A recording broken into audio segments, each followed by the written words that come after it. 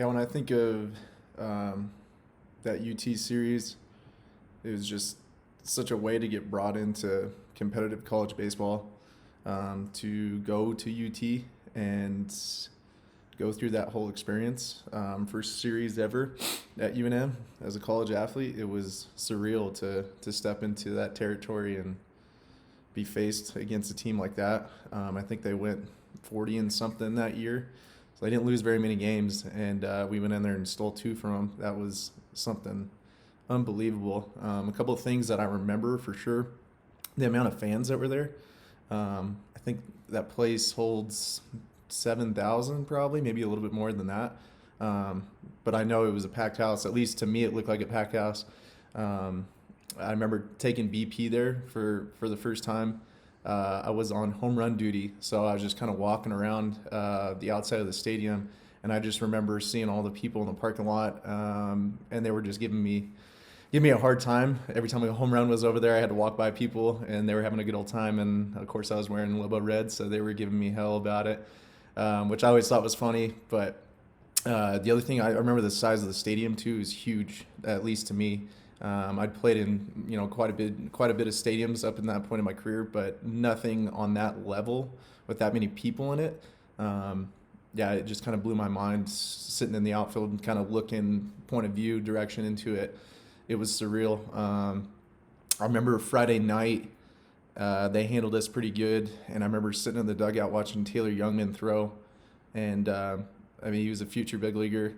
But I remember sitting there thinking to myself, I'm like, if this is what D1 baseball is like, watching him throw, because he was, he was 3 to 5. He had a really good slider, really good off speed, and he handled us pretty well. I think he even threw a CG shutout, if I remember correctly.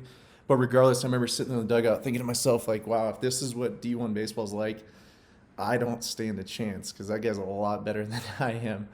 And but yeah, I mean, the next day we went out and we competed with them.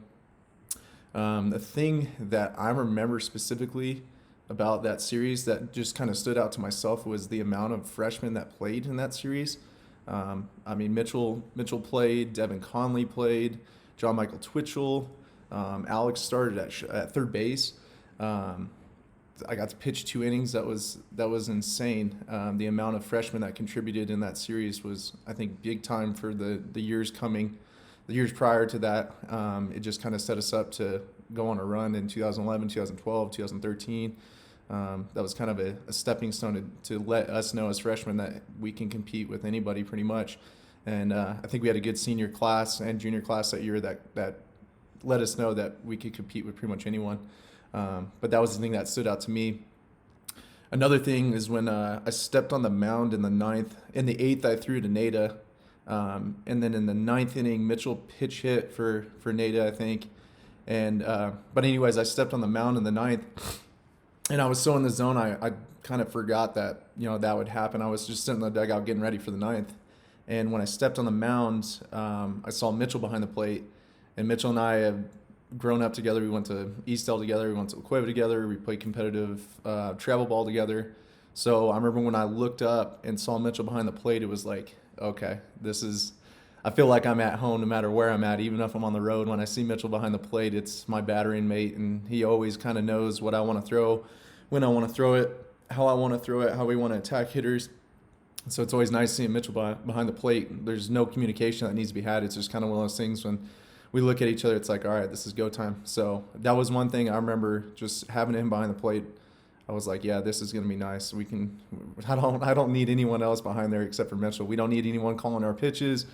Mitchell can navigate me through this thing pretty well, and he's done that over and over and over again ever since we were young until we left UNM. So I remember that specifically, just seeing Mitch, and I was like, yeah, this is go time basically.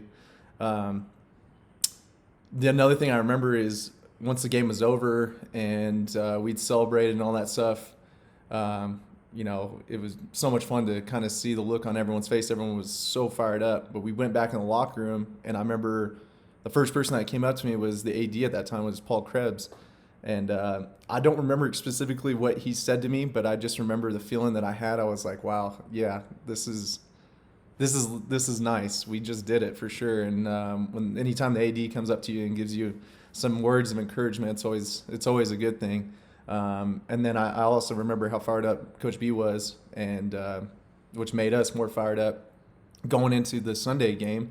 LaChapelle threw 6 innings, I think, and dominated. But I just remember going in that Sunday game. It was kind of like one of those deals where after the Saturday game, you can compete basically with pretty much anyone, because obviously you just took down the number 1 team in the nation in their house too. So it's kind of one of those deals where it's like, yeah, I think we're pretty good, and I think we knew that. But now we definitely know that after winning that game. So going into the Sunday game, it's like, hey, let's just go do the same thing. We've already done this before. Let's go do it again, kind of deal. And we did. And then I remember on the ride home, we were supposed to go to Tech, but we got snowed out. So it was kind of just one of those deals like, let's just get back to Albuquerque and enjoy this win. And we most definitely did. It was just such a good feeling to be on the bus with, as a team. And we're like, hey, I think we got something going here, and we can definitely do this. And let's just keep playing our best baseball. So it was just a crazy series and so much fun. For me, just my first series ever as a college athlete, going into number 1 team in the nation, and coming out on top. It was surreal.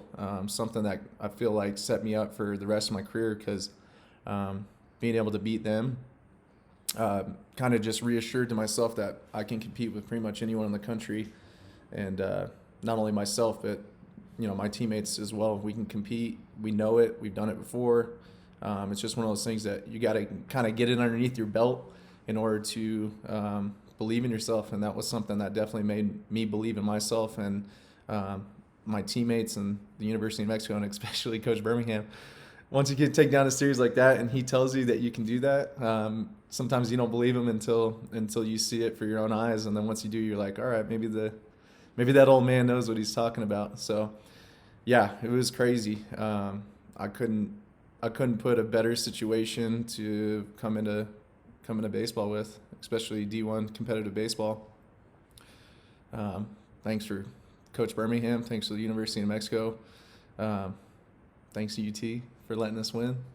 But yeah, honestly, it was something that I'll hold on to for the rest of my life, something that I'll never forget. It's a crazy experience, and just set me up for the rest of my career, not only at UNM, but for the rest of my life. It's something that made me believe in the University of Mexico and myself and my teammates. So go Lobos. That's all I can say.